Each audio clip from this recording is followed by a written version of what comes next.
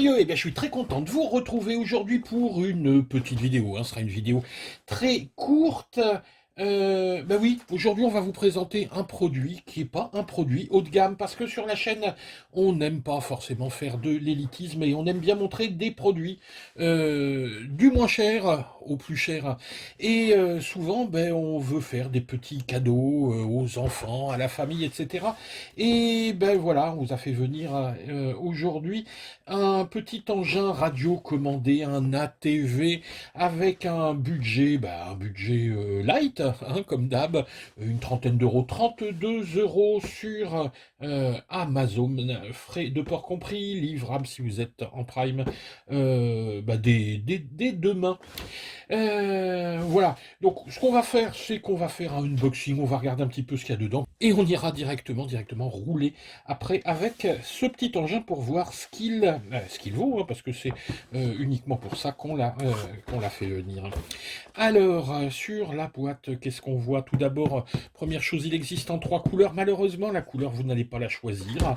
Moi, ça tombe bien. J'adore le orange. J'ai reçu la orange. Il existe en vert, en orange, en bleu. On vous dit tout ce qu'il y a dans la boîte, mais nous, on va regarder directement ce qu'il y a à l'intérieur.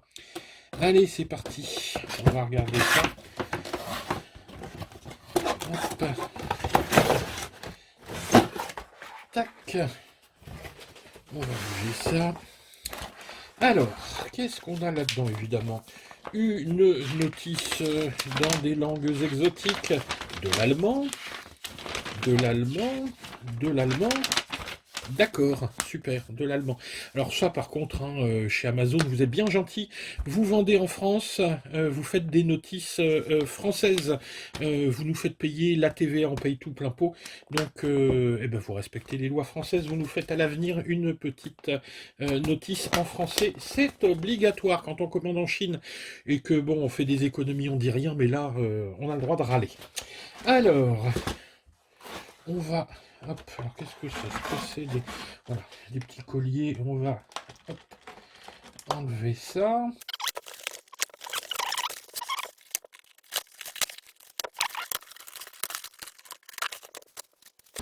Voilà, les petites protections sont retirées. On peut donc extraire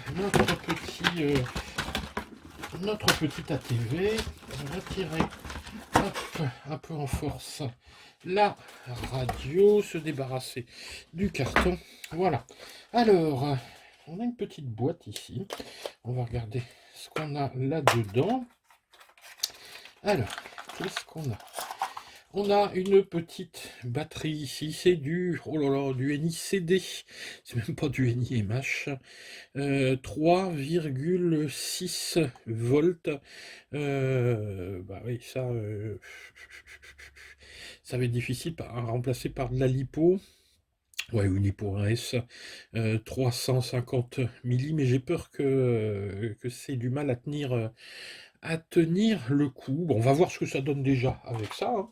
Le petit chargeur qui va bien. Donc en fait, voilà, tac.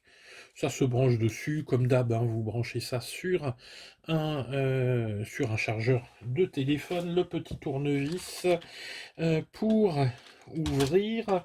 Alors, ça fonctionne sans doute avec des piles.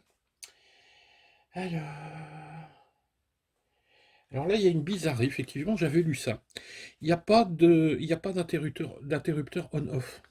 Alors il est possible qu'effectivement la radio ne fonctionne que lorsqu'on appuie sur les boutons, c'est-à-dire que quand on ne l'utilise pas, elle ne consomme pas de piles. Ça, faudra vérifier.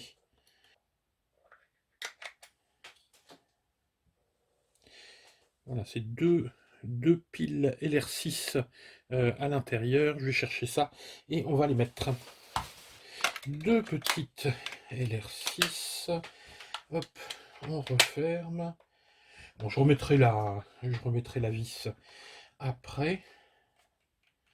Bon, j'ai l'impression que c'est du non proportionnel. Ouais. Ouais, donc c'est logique. Il n'y a pas besoin d'interrupteur on-off, vu qu'on n'est pas en proportionnel. On va ouvrir maintenant le compartiment batterie.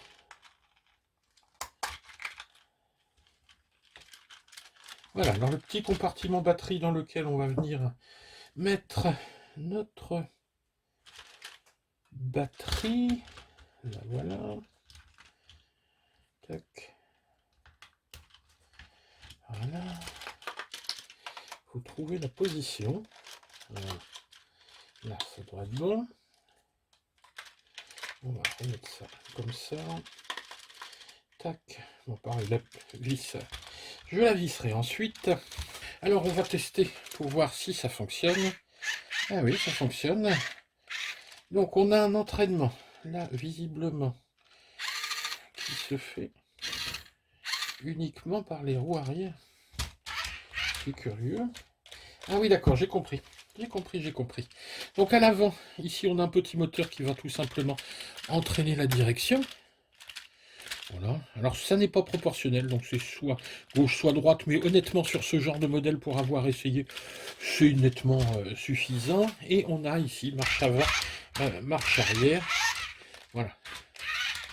Et donc, on a un petit engin, hop, vous voyez ici, qui fonctionne très bien sur le bureau. Donc, il va être idéal pour s'amuser dans la maison quand il fait pas beau, mais je pense également faire un petit peu de franchissement sur des cailloux, des choses comme ça. Tiens, on va regarder un petit peu s'il est capable de monter ça. Ah oui, d'accord, il pousse tout. Il pousse tout. Allez, recule, on va voir. On va tenir un peu pour voir si ça passe. Ah. Oui, bon, on essaiera ça dehors, on va voir ça tout à l'heure, mais je pense qu'il y a de quoi s'amuser. Voilà, donc voilà un petit peu l'engin. On regarde un petit peu donc là-dessous. Donc comme je vous le disais ici, un moteur pour la propulsion sur le pont arrière. On a des petits amortisseurs, évidemment sans huile, hein, c'est un petit ressort, mais vous voyez, on a vraiment on a des très très bons débattements.